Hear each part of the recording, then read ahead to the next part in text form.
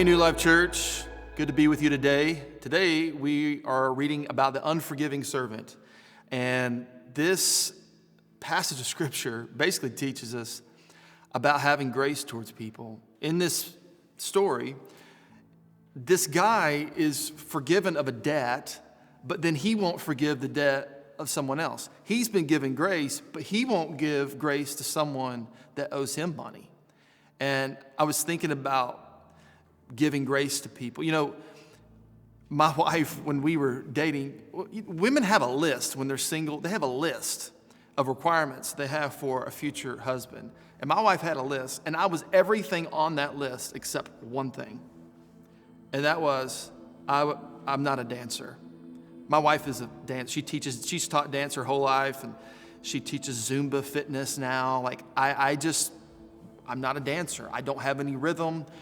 In church, and the fast songs, I'm hoping that someone like you is around me so that I don't clap off beat. Like, I just don't have any rhythm. Like, Gloria Estefan was wrong. She said the rhythm is going to get you. It didn't get me, okay?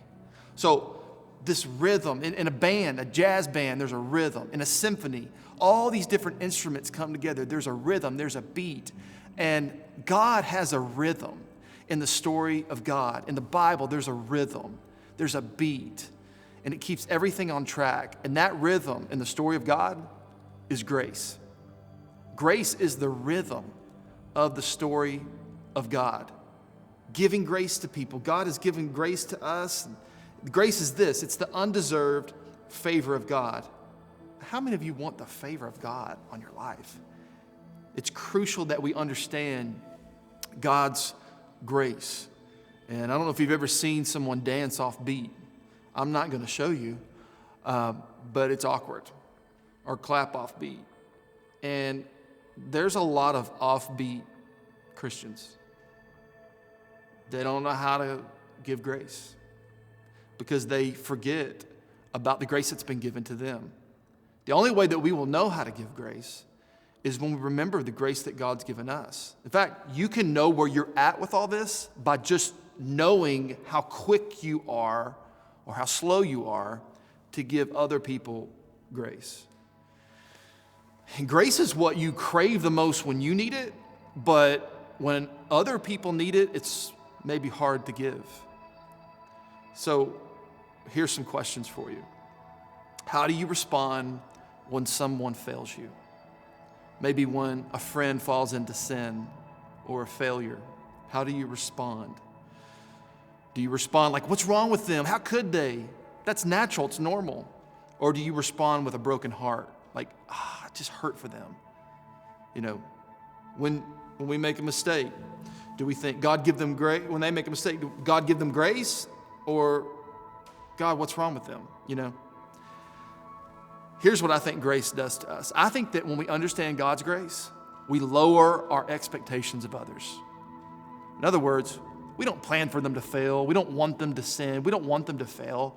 But we just don't have any expectations for people to treat us perfectly. Because we don't need people to meet our expectations. I believe our most common response to people's sins and failures should be grace. 1 John 4:19, we love because he first loved us. So here's a question. Big question alert coming. How do you respond to other people's mistakes, weaknesses, and offenses?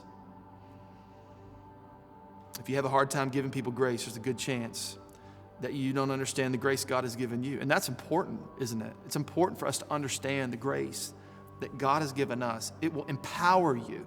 It'll help us to give grace to other people. Colossians 3:13, remember, the Lord forgave you. You must forgive others. I hope that we take something from this and apply it to our lives. It could be life-changing for us. See you. Okay, I love this vision, the life of Christ. I'll never forget, I took the life of Christ in Bible college, and it changed everything that I thought about. It's like the Jesus style of the word.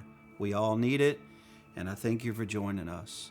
Please do not forget to subscribe so you can really partner with us as we move through this over the next several weeks together as a church. We're growing. Let's keep it going. Don't forget to subscribe.